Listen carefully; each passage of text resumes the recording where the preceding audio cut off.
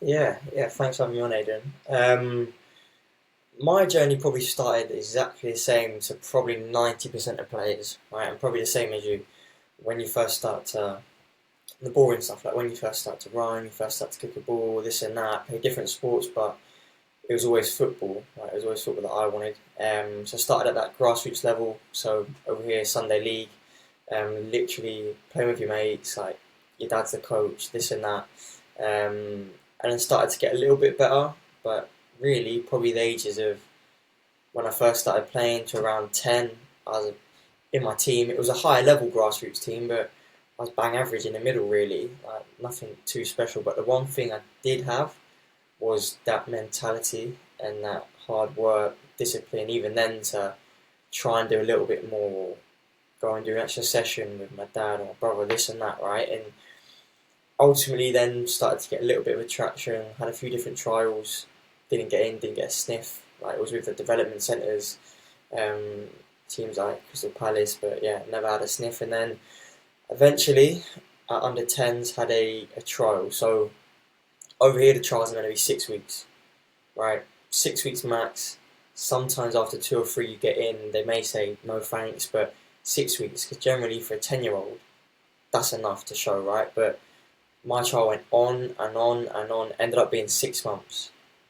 So probably at that point showed me what this journey is going to be like and how football at an elite level really is, right? And ended up getting signed.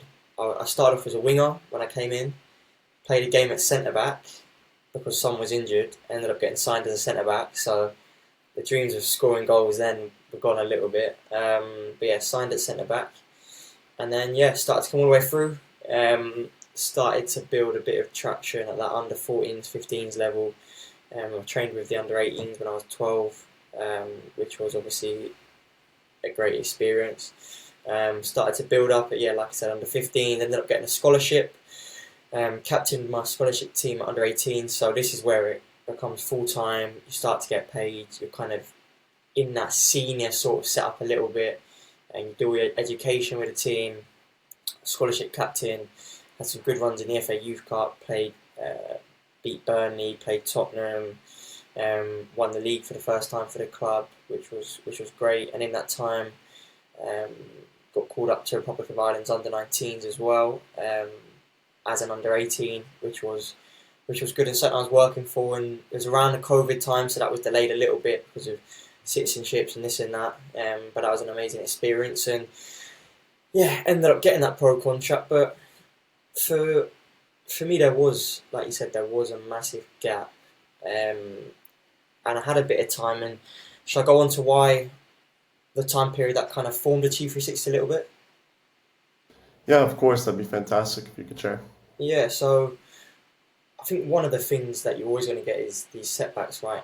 But everyone knows this, and everyone knows that there's going to be the injuries, there's going to be setbacks, and it's going to be hard. But it's then doing something with it. It's then doing something with it because we all know the right stuff to do 90% of the time. If we have a decision to make or we have some time in a day, we all know what we can do with it to get to that level. So in my second year as a pro, I had a loan for the first half of the season at a really good level. Ended up getting injured in January time. The team ended up getting promoted to the National League, but obviously wasn't able to play. And because of that, I knew that I was going to be out for the rest of the season because of loan deadlines, and ultimately I'd be released at the end of the season. Because if I wanted to push on, I would have had to play to get a chance for my option to be extended for another year or two. But it didn't happen. So what do I do then? Do I sit there and go, I had no opportunity? I could go. There was a lot of stuff that went on with the injury and stuff that I felt wasn't treated right, or the medical team, or this and that. That's neither here nor there. And do I just so it's unfair? It's what am I going to do now? Like I'm going to have no club. I'm not playing. What do I do? But I thought, okay. I literally sat down, had a sheet of paper, put everyone on there I could work with. Who could help me? Not how hard I have to work. Who can help me? So I started working with a mindset coach.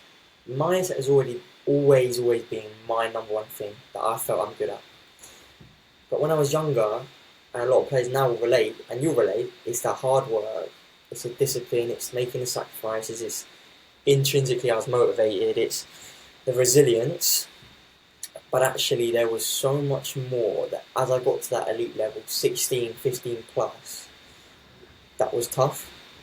So the pressures, the expectations, the confidence, anxiety, the nerves, the fear of judgments, the fear of failures, all of this stuff, you know, the mistakes in the game, not being left out, whatever it was. So I thought, okay, I need to get hold of this now.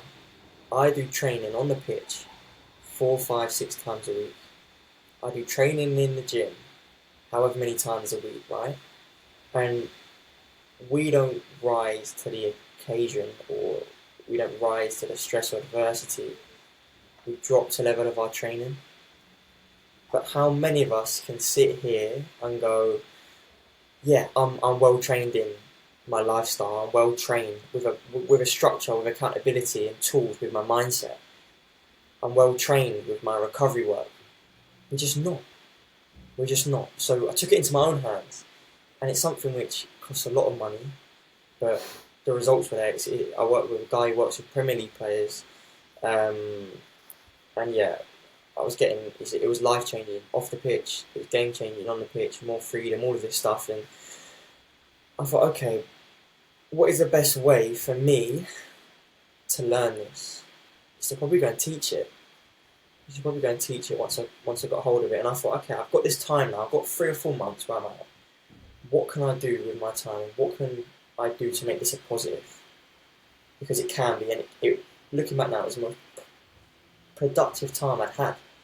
Right? So I thought, okay, I'll look around, and yes, there's sports psychologists who talk more. There's mindset coaches. There's leadership coaches. There's nutritionists. There's all of this stuff, mentors. But having it all in one, having someone who's been there and done it and got that contract, and what would have I wanted when I was younger?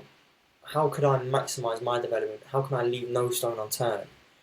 And actually, an all-in-one program, by making it effective, making it, you know, simple, enjoyable, but most importantly, actionable, that straight away I was like, that's not there, that's what I need to do.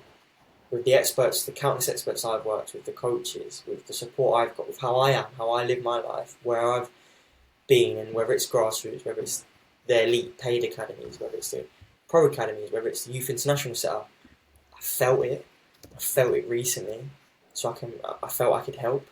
So I put it all together. It took about a year to build it all up, and launched it at the start of 2025, and yeah, going really well, working with players all over the world. And I'm just really passionate about it alongside playing, because I think it needs to be done. Like, I know that there's Premier League academies who don't have that type of support, and you may think, well, they do, or that's mad, but the accountability to it and every player getting support, it doesn't happen. So that's what I feel needs to be. Yeah, 100%. Your message is incredibly powerful, obviously, with your personal experiences as a footballer, like dealing with the fact of getting released from Wimbledon and having to find other things in your life, but also just the experiences that you've shared and understand from a player's perspective of the lack of accountability, right? We talk about getting players to a high level, developing world-class footballers. Well, it's the same thing in the US and North America. There's all this training, there's all these data, statistics, nutritionists, but the emphasis on a well-rounded approach never seems to arrive at that high of a level. And as you said, it's incredibly expensive to get to get the nutritionist, to get the sports psychologist, to get the gym work. It's so much. And for footballers, the fact that you're able to offer a platform that has all those elements is fantastic. And it keeps things pretty straightforward. Because for a footballer, it's a very, very difficult lifestyle. As you said, dealing with those pressures, dealing with the uncertainties of the unknown. And it's credit to you and your career, 100%. So you've touched a lot about being a person and mentor. But in terms of your entrepreneurial leap, building a company like Achieve 360 obviously is a massive undertaking while you're still playing. What has been the most challenging part of making that transition to just player, but also player and entrepreneur? Yeah, great question, and actually one that we probably don't reflect on enough, really, because it's hard. And we actually, bit of background, we met officially at an event last week all about identity and like an identity beyond football, and I think that is what it was, because So I'm 21 now, I'm turning 22, but if you asked me when I was 17, 18, just got into full-time football at a professional club, and you said to me, look, in however many years' time, you're going to be spending all this time running a business, learning how to start a business, delivering, helping players, and still doing everything you can to play football. Going, well, no, that's impossible. That's going to take away from my football. But it's done the complete opposite. Having something where I can turn to, I enjoy. It's a challenge. I'm being pushed. I'm still absolutely relentless in terms of my on the pitch. In everything I do, I make sure I do everything right. I haven't cut a corner once because that's a priority to get to where I want to go in football as a player. Right, number one priority, and that always has been. I said at the start, if anything interferes this, I'm gonna have to like start to slow it down or stop it. But it's not happened. Like I said, if anything, it's got higher, and it's time management. We've all got enough time to be absolutely focused on football and still then focus on education or building a career as well, building something you can have an impact with, right? And it's just time management. It's understanding that actually the progress might be a little bit slower and accepting that because as footballers, we all want to be the best and we all want to get there quicker than everyone else. But being realistic and going, this might take a little bit longer because of where I'm going in football as well and what I'm doing in education, whatever it is. But getting support. If you're a young player, listen to this. People will want to support you. Young people aren't really doing this sort of stuff. So any person I speak to, or anyone in a position of, I suppose, power or knowledge or expertise, just by being a bit open and vulnerable and saying, look, I'm doing this, I've got a passion behind it, I'm doing it for the right reasons, this is my story. Look, I'd love to learn from you. Like, what have you got? I've got countless mentors that want to help me and put in the time and are calling me up even when I'm not calling them. Do you know what I mean? And they relate. So it's just about managing your time. It's about finding something you're actually passionate about. Because if, let's say today I've got training in the evening, right? There's only so much gym I could do, right? What am I going to do for the rest of the day?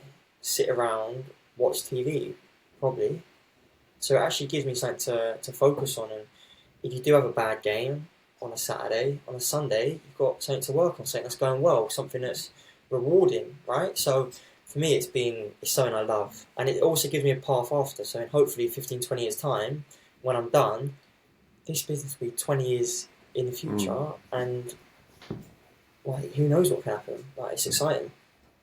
Yeah, 100%. I think myself and my partner Colin can relate to that. Like, we're both still playing full time, and you're in a similar position. And there's this misconception, and we talked about it at the conference last week, of you have to be completely focused on your football. And that's true. But as you said, these facets of the coaching and mentorship that you do probably helps your habits as a footballer even more and helps you excel at a higher level. Because I always found as a coach, also as a mentor, and as a player manager these days, is if I'm telling a player something, but I don't, do it myself on the pitch, what kind of a mentor, what kind of a coach am I?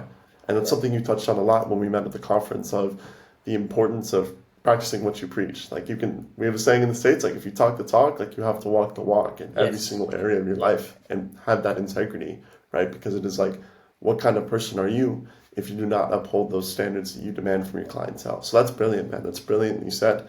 And just out of curiosity, what are some of the players you've worked with, the levels you've worked with across the world, just for our listeners who are listening to you at the moment? Yeah, 100%. I want to touch on what you said with, you've got to walk the walk, right? Yeah. It is so obvious, and people see right through you if you're someone who's not doing that. Because it's being a leader, right? And leadership, the first thing you've got to do, you have to lead yourself before you lead others. Otherwise, you will never be the most effective. People just won't be led by you, right? And whether it's mentoring, it's a form of leadership. Whether you're a captain, it's a form of leadership. The best captains anyone's had is people who have the standards, they do it themselves, and then they add on to it with the communication, with driving other people now.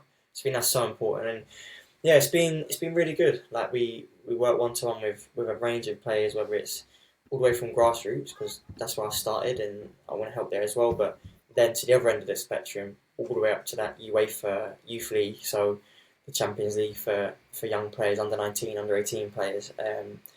And really, it's just players who want to maximise their development and actually want to do it in a way which hasn't been done, first of its kind, and they want to get results.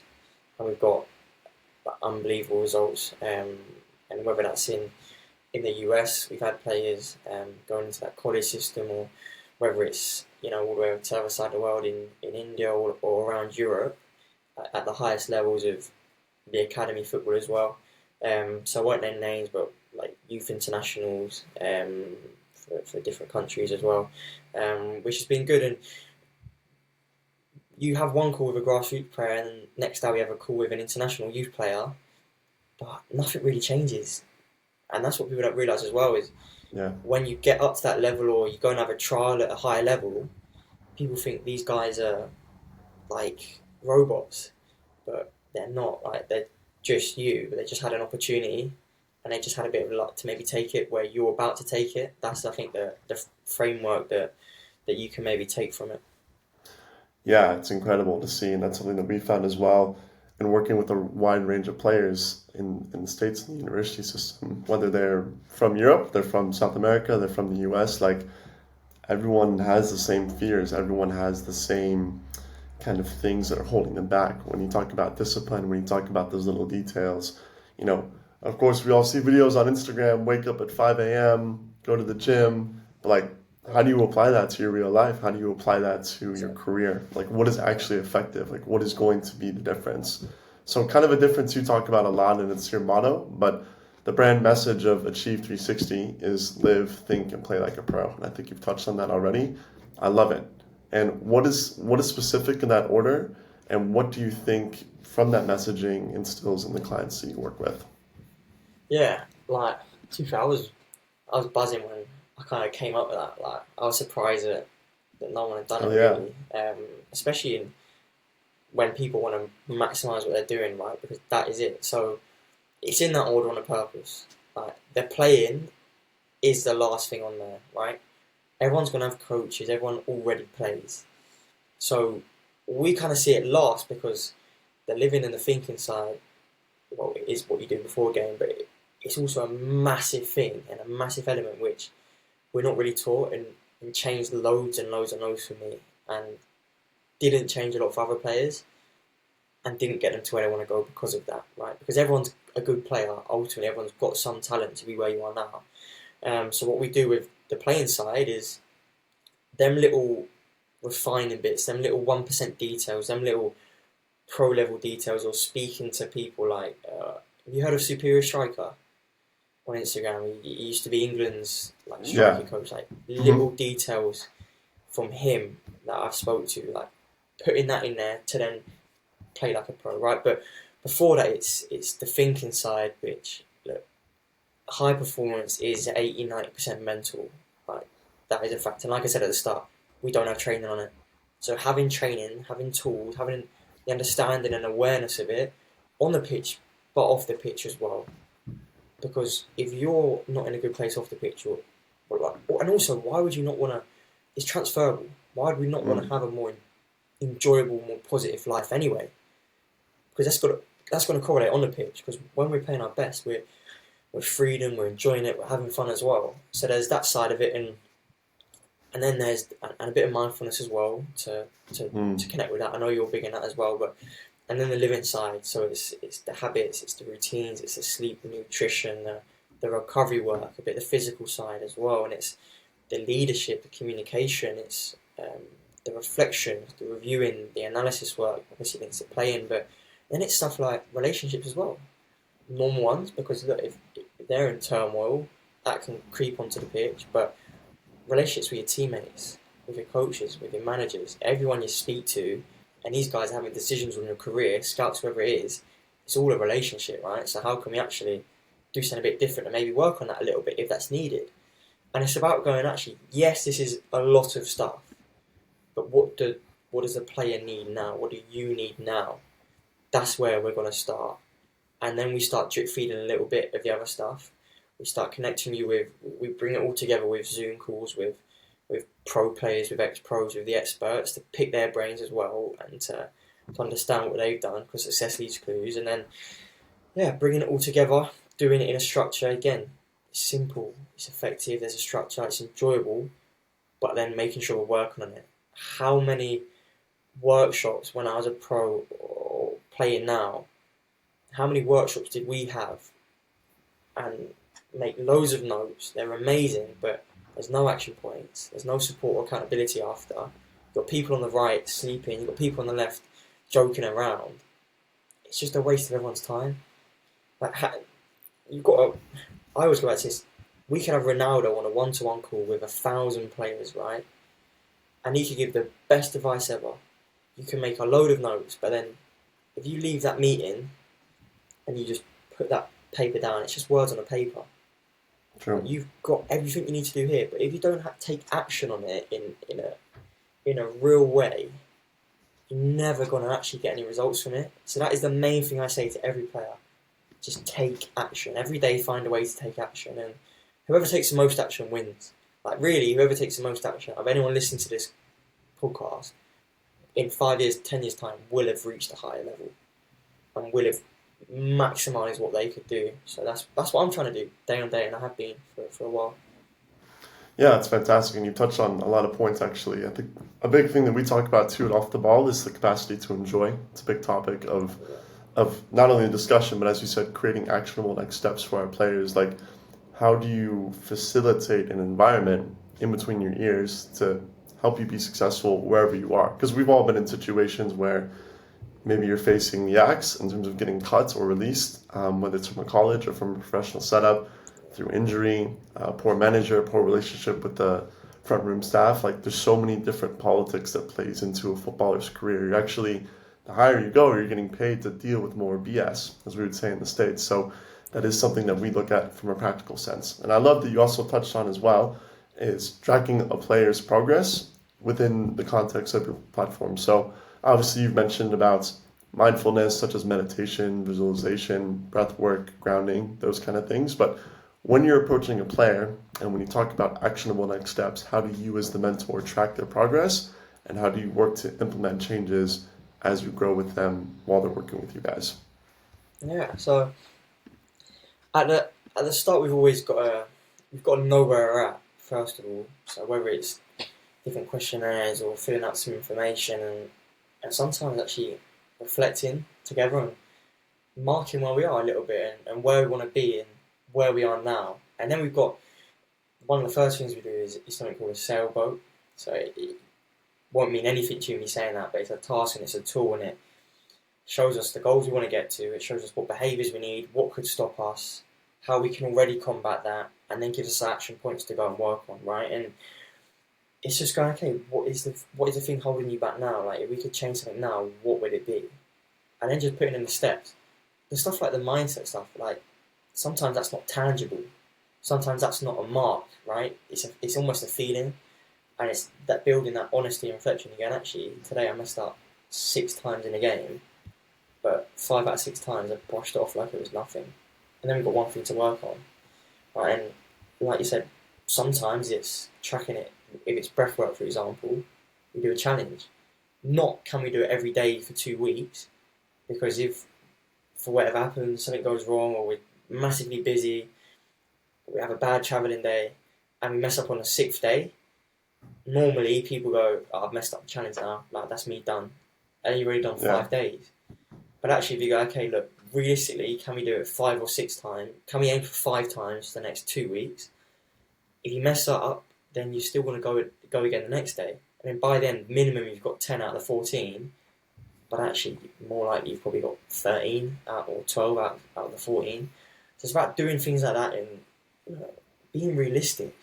And not, again, we know what it's like to be living how you're living, everything that's going on, right? The last thing you want to do sometimes is jump on a call or watch a training, like an hour, 2 hour long training. Sometimes, yes, it's needed, but sometimes 8 to 15 minutes giving you the gold dust for what you need, giving you an action point for the next week or two, that's what's needed sometimes. It's about building that relationship, building that trust, all of that comes with it, and going, okay, this is where we are now. what can we do? Not looking massively at an outcome, but looking at the process needed to eventually, hopefully we'll get there, but actually the process now, and like the saying, trust the process, right? You do the right things, it's not rocket science. If you keep doing the right things and keep learning, keep improving, you'll get to a level, right? Yeah, 100%. I think that I've found in my career, and you could attest this as well in yours, is that the guys who make it are the ones that stay consistent, the one who are consistent in their habits. Obviously, you have to get a little lucky with talent, who's watching you, putting in a good performance when it matters. Like, there is something to be said about that element, but there's so many talented footballers that I know across the planet that just could not take care of these little details, right? The little big details of how they're sleeping, how they're eating, how they're performing in their minds. Because the real win and what you're preaching is a holistic approach to a lifestyle. Like what you are offering with Achieve 360 is a lifestyle change. It's an invitation to live and act at a higher level. I believe that it is an invitation. So I love that challenge that you give to players to answer that call. But you're not a retired pro. You're still in the thick of it. You're still playing in the non-league, competing and pushing towards your own goals. How does being on that journey right now yourself change the way that you mentor? Does it contribute in different facets? Or what have you found that has been beneficial during your journey so far as a player? Yeah, I think being at the level I'm at helps now. I'm experiencing more things. I don't want to end up at this level, but it's not a bad level, but it's giving me new experiences because players, again, will be coming into this position now as a younger player. So having experienced this now can only help me more with that. It happens for a reason, right? If I just stayed all the way through pro, yes, there'd be benefits to that, but then I wouldn't have experienced this side of it as well. So then I can't maybe help the players who've done that. So yeah, it's good. It's a challenge. It's a challenge. Politics is still there. Politics can be even crazier because you've got managers who own the club. Yeah. So like, what chance have you got? Sometimes I've experienced that. You get managers sacked more, like all of this stuff. But again, you have to have this element of belief. So when I was, let's say when I'm 17, 18 years old, 19 years old, and you've got people, I know clubs are watching, like academy levels, some of the biggest clubs, or you've got, when I'm on loan, you've got clubs watching from higher levels and inquiring different things. That belief I had then was that level I can get to, right?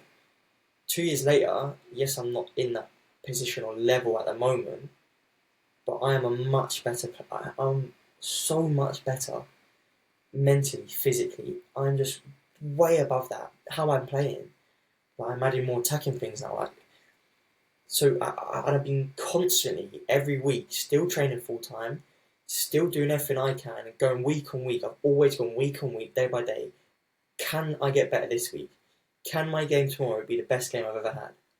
I truly believe that, and that's allowed me to keep getting better. And yes, some people which I was maybe playing with at a time are up there now, higher than me, but I still think I'm better. I don't think I'm any worse than that.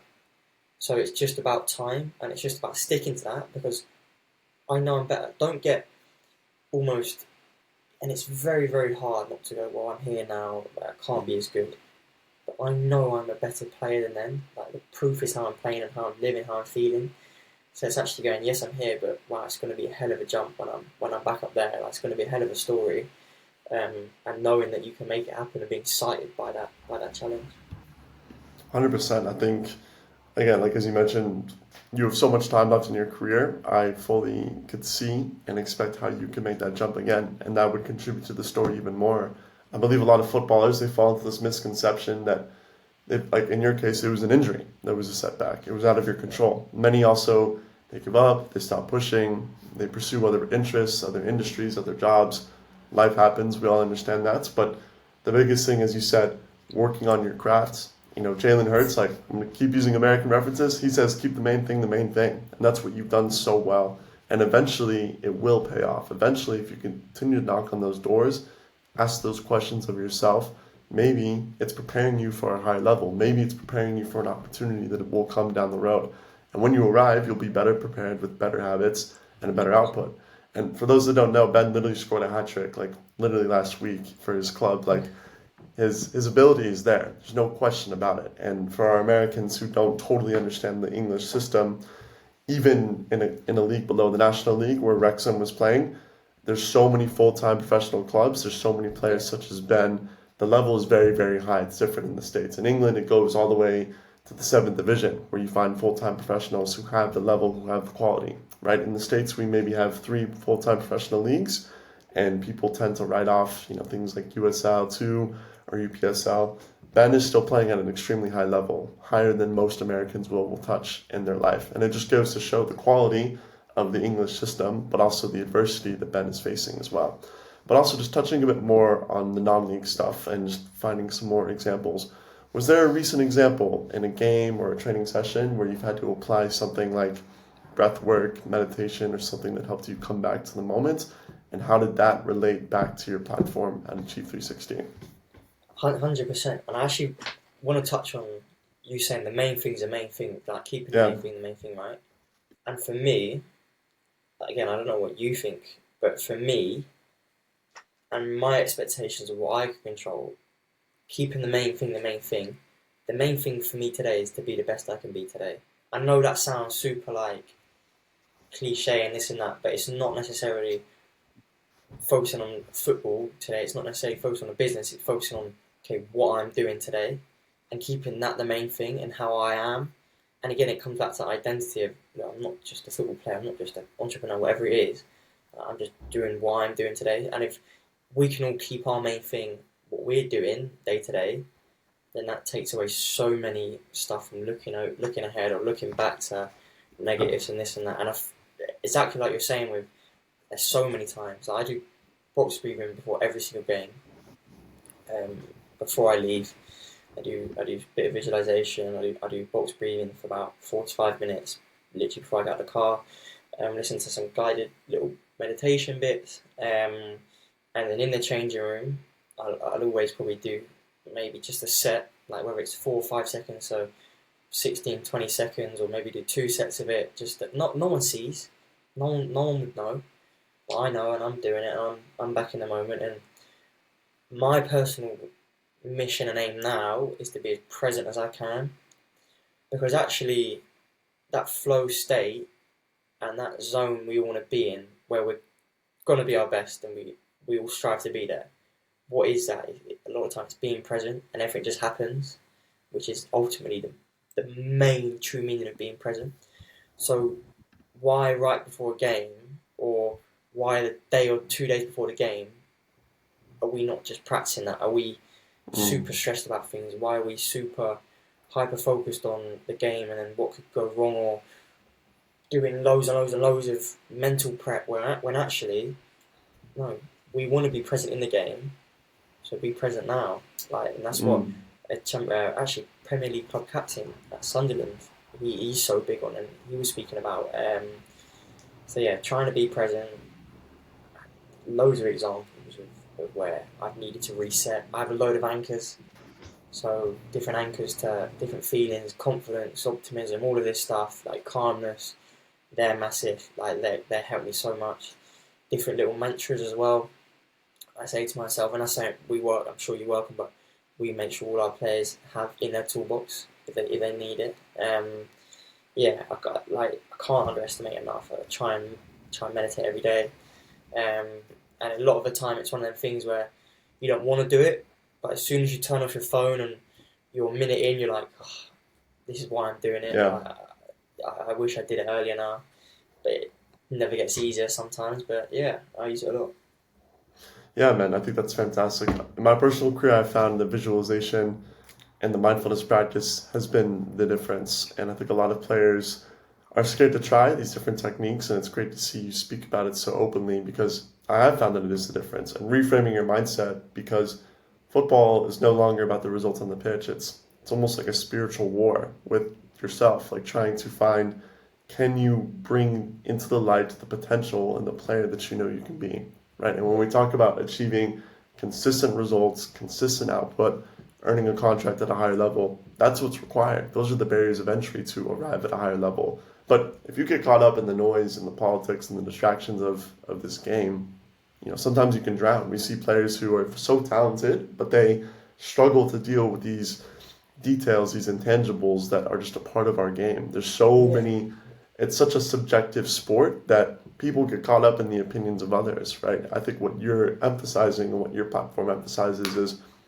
reframing the mindset to your personal growth journey and using football as a catalyst towards that, right? Because in the end, it's back to the enjoyment, it's back to your happiness, quality of life, and lifestyle. If you're not taking care of those or creating an environment inside of your head to be successful, it can be incredibly difficult to be successful because the world, football is parallel to the world, right? It is a reflection of how the real world works. Like a lot of people, the reality is that, and you know this, a lot of people don't train their minds. A lot of people don't even know how to train their minds or create a sense of happiness and lifestyle. So like football is an opportunity to do that, is an opportunity to become something more. And I think that is the beautiful thing of this game. Whether you're playing in the non-league in England, you're in the NCAA in the States, like you're pushing towards a dream. You have a purpose that wants to, bring more out of you. So it's fantastic what you're doing, man. We really, really respect what you're doing here in England, of course. But just touching a bit more on the non-league grid, like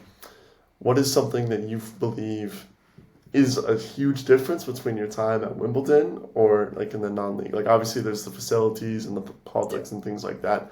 Have you noticed a difference in the mentality of the players, or what has your experience been with that? Yeah, you get a massive mix because you're getting players who, like I'm playing with a player now, he's playing in the champ, and he was at Wimbledon a few years ago, and he's like a legend, and he's not even that old now. He's only like 31, but he's just not been enjoying it, and he's now like he's part-time, he lives closer to his family more. That's perfectly fine, but you get players who are played in the championship, you get players who are played at a really high level very, very recently at a non-league level, like even more now. It's the highest standard ever. You've got full-time teams in the National League, National South, and then the one below that you've got full-time pro teams. And then you get younger players, you get players who are coming on loan from your Chelseas, your Tottenhams. You get that side of it as well. You get them players who are working outside and playing, just playing and getting some more money. And then you get players like myself and so many others just come out of the pro game but use it as a rebound. And now more than ever, pro clubs are taking players who played non-league because of what they've been through, because of they're cheaper sometimes. Like they haven't got to go and pay a transfer fee, right? Especially for younger players. Well, huge transfer fee anyway. And sometimes the money can be better than, like, money is always going to come into it for a lot of people, right? And my money now, non-league, was better when I was at Wimbledon, right? Which doesn't make sense, but it's the reality, and it can be a lot better at non-league. So there's so many things, and a lot's different, but a lot's the same. It's just what you expect. Standards are a bit higher. There's probably more people who live like me at a higher level. But then it's a challenge to me. Can I keep that? Can I stay like that? Because a lot of people won't. Right? I signed my pro with 4 other players. At the end of the 2 years, 4 of us got moved on, including myself. Within 6 months of that, 6 months of living the dream we all wanted, being a full-time professional footballer and now a League One club. Within 6 months, 3 of the players stopped playing. So whether that's in a non-league, whether that's, I don't think a lot of it. Yes, it's they're accountable to it because they're the ones taking action. They're the ones who stopped. But then at the same time, they didn't have the training. So is there an element which isn't their fault? Should they be provided more by the club? Should there be more support? Should they have just had an opportunity to go, actually, I want to work on these areas. I need to be prepared. My expectations, right? Because expectations is everything. And not just I expect to be here or there, but that's one of the big things we get across in the mindset wise is any time you're stressed, you're angry, you're frustrated, you're upset, unhappy, it's because of an unmet expectation every single time. Whether that's something going against you. Whether that's on the pitch, you expected someone to pass you the ball, you expected to score that chance, you expected to start the game, you expected not to be taken off, you expected to be playing for the A's, you're playing for the B's. You didn't expect the manager to have a go at you. Like, you didn't expect a fan to say something. Or in life, like, you go outside, expect it to be a nice sunny day, and it's hammering down with rain. Like, it's an unmet expectation of yourself a lot of the time, what you feel you can do, of someone else, someone's opinion, the situation, the environment, always goes down to that. And if we can control what we control, set our expectations, so before a game we have 3 things we focus on, 3 things I can always control. If it's a striker, if it's yourself, today I'm going to focus on making forward runs. You can always control that.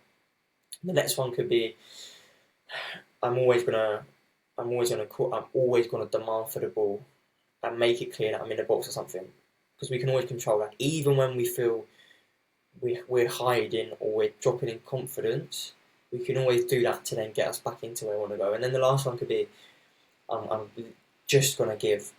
work as hard as I can and give 100% today. And then at the end of the game, okay, if I do these 3 things, I've got half a chance at having a good game. You can go, okay, yes, I didn't score. Yes, I missed a sitter, but I did these 3 things. I got the chance in the first place by making a run. I gave everything to get in the box. I called for the ball. I just didn't put it away. But now I can go and work on that. And it's expectations of that and going, yeah, I would have been upset before, but I did what I could today. And that's all I could expect from myself. And that keeps you more positive. It keeps you on that journey to get into where you want to go. Yeah, I think that's incredibly well said. Touching on a variety of different things in terms of understanding the finer details of what makes a great player, like what the difference between a good player and a great player. I think you touched on it like the nail on the head with these details and understanding how to deal with setback. A part of football and what we help mentor our players is you cannot progress without having setbacks. Like there is a time where you need to suffer, you need to have a moment where you feel like the odds are stacked against you, whether it's a manager that wants you gone, injury, whatever it could be, politics within the club. Like that is part of it. That is part of the journey, right? That is part of the privilege that you hold with having that standard and holding that level within the game. And that is something that we try to help our players understand as well, as you said, is reframe their mindset as to what is the win here? Is it the contract or is it your happiness, right? Yeah, and yeah. that is... Can I add to that? Yeah, of course. I was going to say that you've got to, expect the setbacks to come, but the biggest thing, and I've had so many, I've felt football has been unfair so many times, right? But the thing I always go back to, and the challenge is for the players to go back to that, is this is happening for me now. First of all, it's not happening to me, it's happening for me to improve and learn. But actually, they're being tested because they're the ones who can handle it. But I've been tested and I'm being tested and challenged from whoever it is because I can handle it. Someone else, and as I've seen, the other players who got released, they can handle it. But I'm being tested because I can handle it and I can then deal with it and still move on. So they have that mentality of, this is tough right now, I'm being tested, but it's for a reason. Because I'm the one who can handle it. I'm the one who's going to then keep going and have an even better story at the end of it and get to where I still want to go. I think that's helped me a lot. Yeah, 100%. I think that contributes to lighting a fire within your belly. Because, of course, like, part of being a pro is doing it when you don't want to do it. Do it when it's pissing rain or when you're tired or when you're sick or you have a knock in your groin. Like, you are not always going to be at 100% fitness. Like, there's an old saying, too, like, after the first day of preseason, every season, you'll never be at 100%. In some way, somehow, you'll be worn, you'll be tired, and you'll feel the effects. And especially for those players who, are in a situation where they have a professional contract, but they're not playing week in and week out. You're on the coach, or you're on the plane. You're going to all these away games. You're not playing, right? Like you're just traveling just to sit the bench, and your fate is you're going to get released, cut, transferred, whatever. That's something you have to deal with, right? Like that is, but clubs don't really do a good job of taking care of those players or preparing them for the life after that, right? Because just because you've had a setback does not mean your career is over, does not mean it will never happen. It's an opportunity, as you said, in turning that mindset into something that you can achieve. And as you said, like it's a tangible next step. Like there was a time in my career where I wasn't playing, and I had a coach who wasn't playing me whatsoever, no matter what I did in the training session. And even in the university, I had my captains, I had my teammates all going to him like, you have to play Aiden, you have to play Aiden. He never gave me my chance. And I could have sat there and felt bad for myself, felt sorry for myself, or blamed them, or blamed the system, or blamed the team. What it forced me to do was to grow up and to take accountability for what I was doing. And as you said, like experience is the best teacher. You cannot buy this in a book or in a podcast or on Instagram. It's something that you have to feel, right? It's something that you have to really understand and endure in order to progress as a player. And I feel like what you do is helping players overcome that fear of failure or fear of setbacks, like understanding that this is helping you going to go forward in your career. Like it's almost like a Avengers reference, like it's an Infinity Stone. Like if you're Thanos, like you need this. It's something that you need to achieve that higher state, right? Like it's always something that we talk to about our players, because a big element as well, and we'll kind of talk a bit more about the synergy between off the ball pathways and Achieve 360, but we find a lot of players are entitled, right? Oh, I've trained well, I've played well, I deserve the contract renewal, I deserve the scholarship, I deserve X, Y, Z, and finding that guys at a higher level, of course you have the confidence and it comes across as arrogance, but really it's confidence, but guys who are not entitled and maintaining that hunger. Like when you achieve your goals, how do you stay hungry? How do you stay consistent? How do you stay in your flow state? How do you still have that output even when you're not motivated, even when you don't feel like doing it at all? Because that's human nature, right? And expecting perfection is the very thing that can destroy this whole process, as you said. But at Off the Ball, we focus on helping players similar to you, but with us it's about finding a actual pathway. Like you focus a lot on the mental side of things and player preparation and reframing their mindset and lifestyle to prepare them, to give them the tools. We focus on taking that, but then also putting them in the right environment, whether it's talking to clubs or finding them a university with a scholarship. So the mental infrastructure that you've built, how do you think it can fit into a mold such as an agency such as ours, whether it's just player mentorship, getting them prepared for a trial, getting them prepared for a new opportunity? How do you believe you could help players in that way?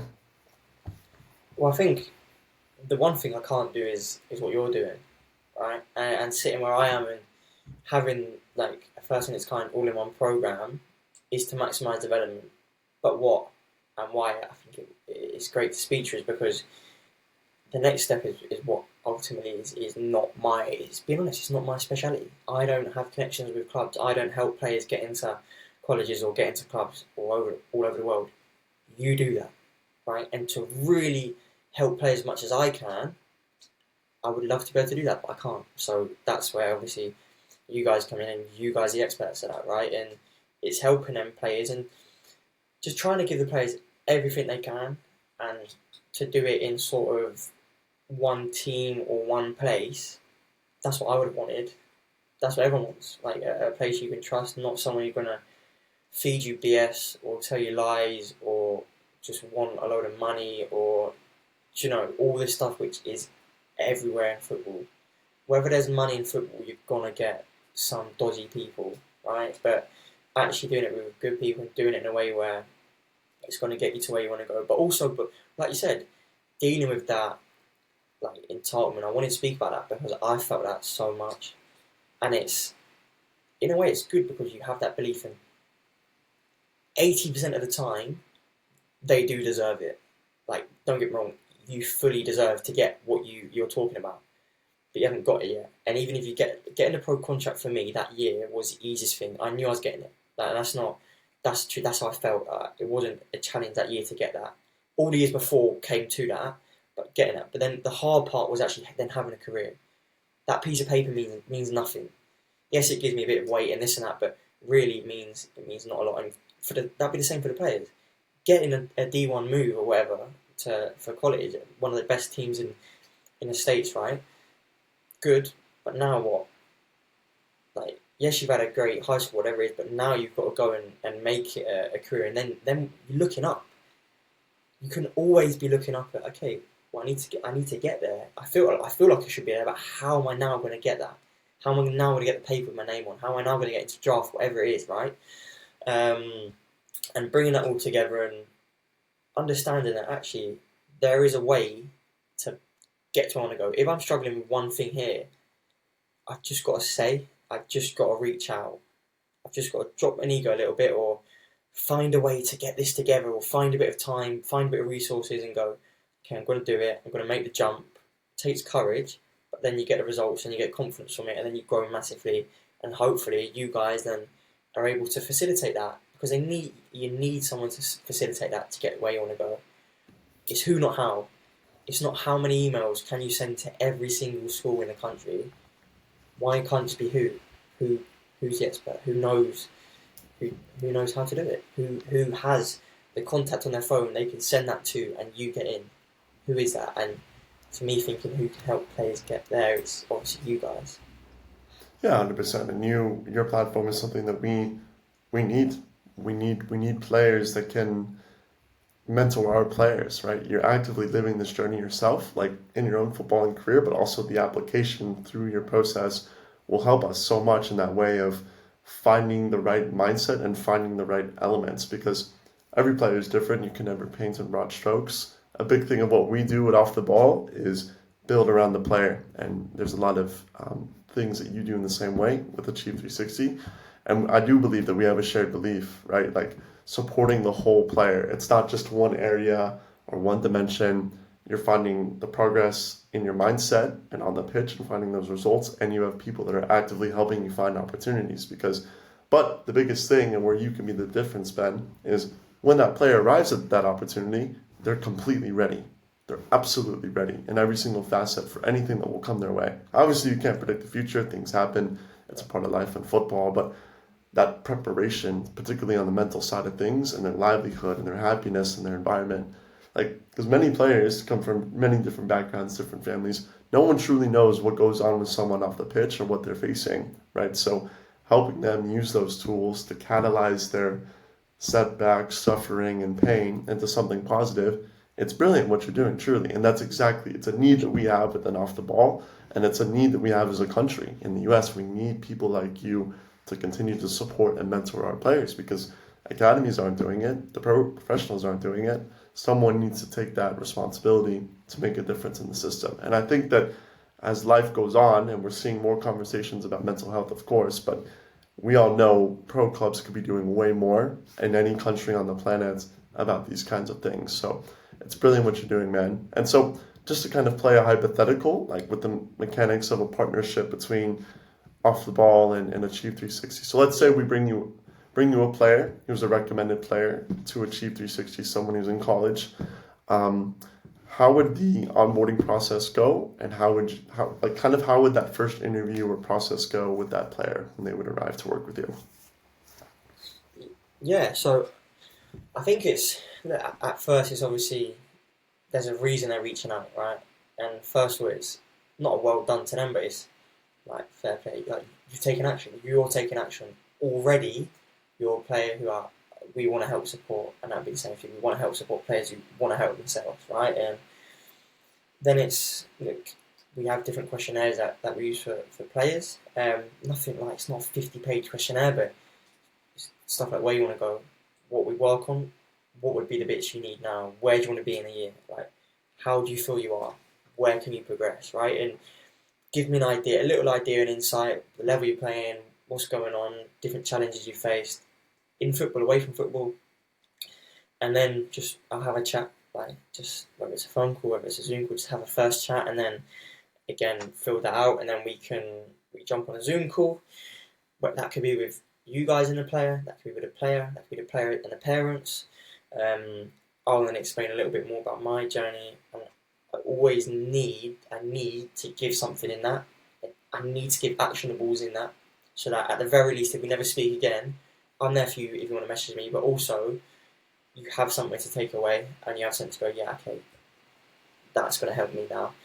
But I'll tailor that to the questionnaire and then give options. Like, if we want to do it in this way, how can we support you and your needs? Is it something cheaper? Is it something more intensive? Is it whatever it is? The options will be there.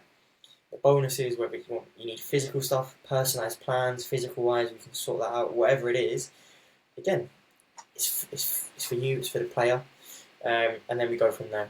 However that is, one-to-ones, weekly, whatever it is, daily mentorship. Then we just go ahead and we take action and we get you to where you want to go. We bring in the group stuff, we bring in the personal stuff. It's that community. Like if you surround yourself with 10 millionaires, likely you'll become 11th. If you surround yourself with 10 players who are doing everything they can, are forward thinking, are looking for ways to improve, are opening up, are building their wins up, building their confidence, succeeding, you most likely to become 11th if they're all doing that as well. So bring that together. A no judgment zone, because I struggled massively with judgment. Like judgment of other people, of managers, that was a big thing I struggled with, right? So reducing that and yeah, just getting results and doing what you need to get you to where you want to go. Yeah, 100%. Like you hit the nail on the head, and definitely that's something our players would benefit from. Like overcoming fear of failure, fear of the unknown, all those other details. 100%. Like I think there's so many applicable steps and concepts that you've said that can apply right with what we need with our players, right? Coaching them towards that next level, whatever it is. If it's going from one level of university to another, from non-league to the football league in England, like there's so many different ways in which you can apply this, for sure.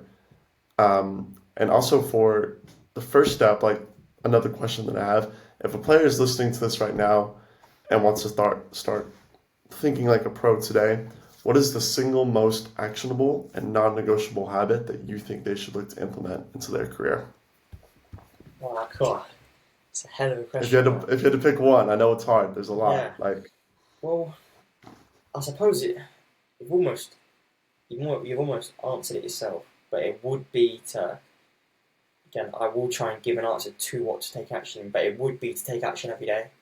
Like find what you're going to do today to take action, and even if it could be a conversation with a manager, it could be just getting out of your comfort zone. It could be what 1% do you need to work on. It could be spending 15 minutes to go over a training. Like it could be going over notes you've made and actually taking something from it, right? Working smart as well, but it could be working hard. It could be today, like I've got a run to do. I need to run. I need to run the hardest I've run, right? There's pushing yourself at that. But one thing and one habit that every player could do is build up their wins.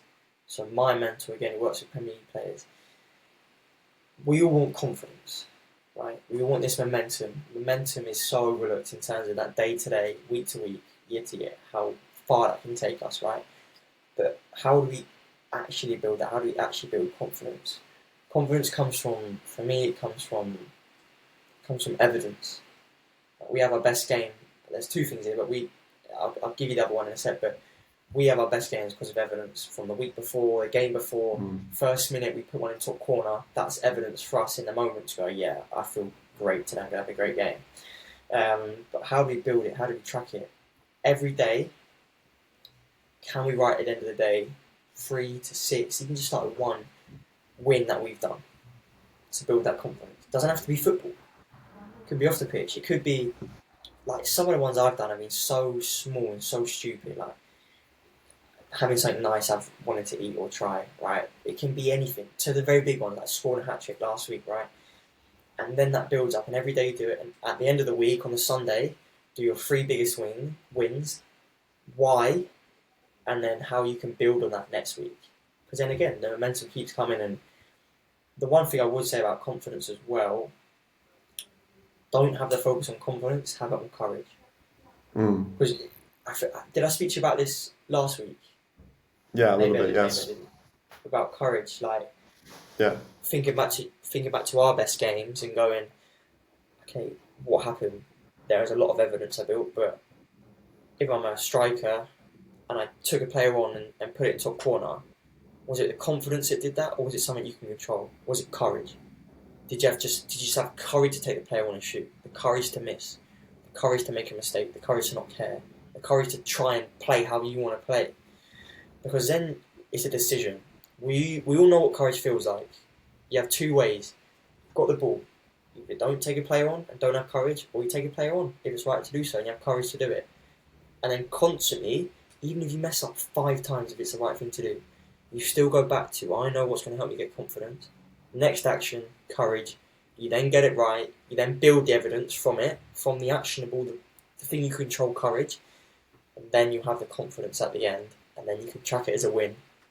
And that was a very, very, very long-winded answer to what you asked me, but it's something that can actually be done. But just take action in anything. Just always take action.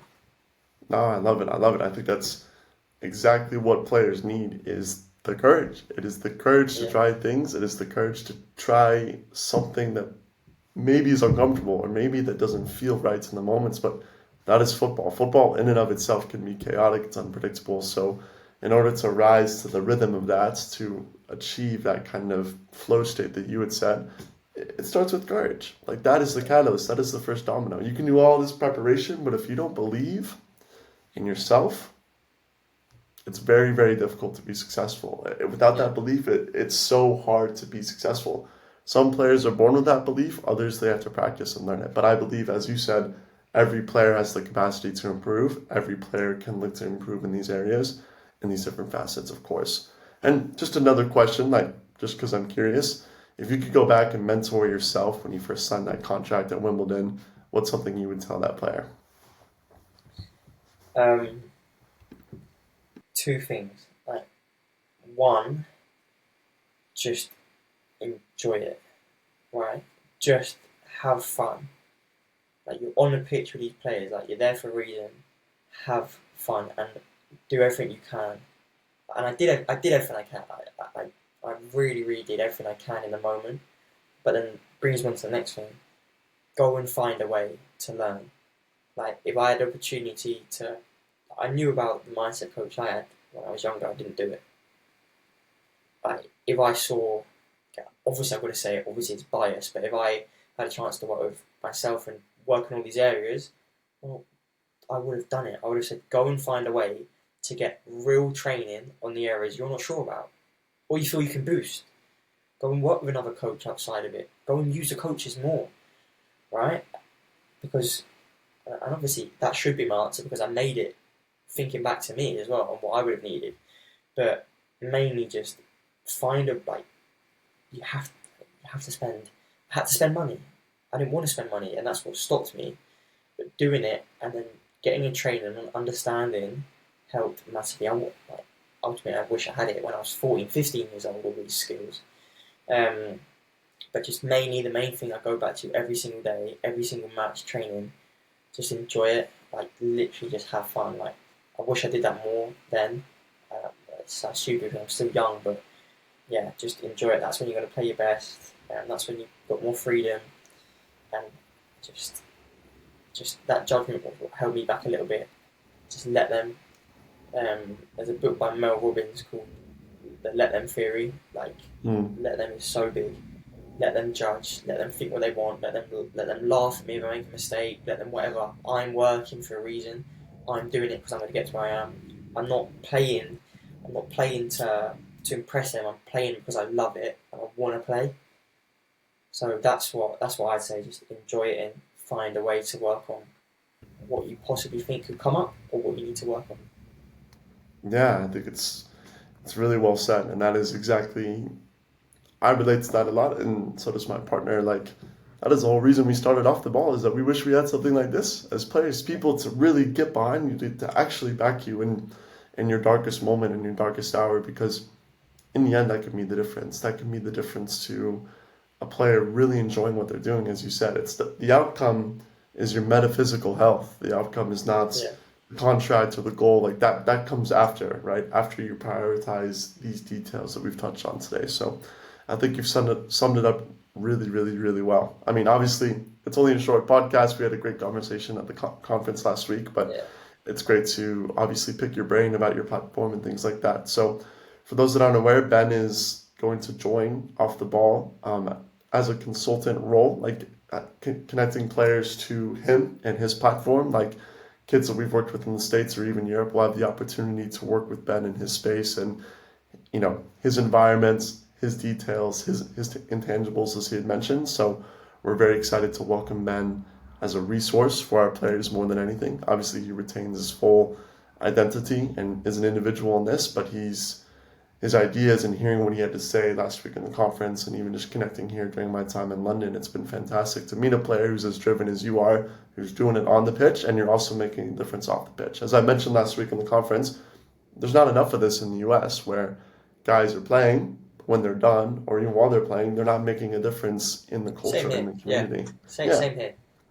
Like, can we do more as active players to affect the current or the generation that's behind us, right? Like, that's how you build progress. That's how you build, our dream as Americans is to win the World Cup. I don't think it's going to happen when I'm alive, but like, we need these kind of details, these little changes that could lead to other things, and opening the doors to these conversations. Because you hit it on the head, brother. Like, every single thing that you do, everything is connected. Everything that you do is connected. Like, yes, if you have a cookie the day before the game, probably in some way, somehow, is going to affect your performance the next day, right? Like, it's these little details that we had spoken about, obviously in this podcast and just in general with getting to know you, my friend. But it's been brilliant for players and parents listening who felt that Ben's ideas and platform has really resonated with them. Where can they connect with you, follow your journey, and learn more about Achieve 360? Is there a social platform that they can look to connect with?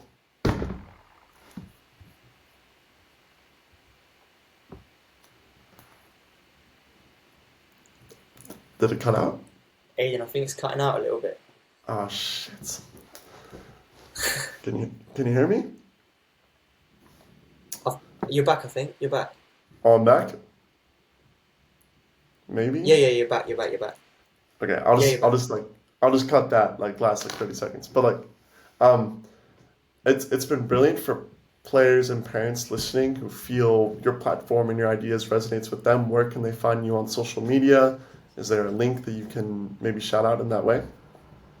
Yeah, Achieve 360 Football on socials, and to be fair, that they have your obviously contacts, and hopefully there'll be stuff in there with me. But again, what I wanted to echo is I've always wanted to, however I'm supporting or whoever I'm supporting with, it's a team thing.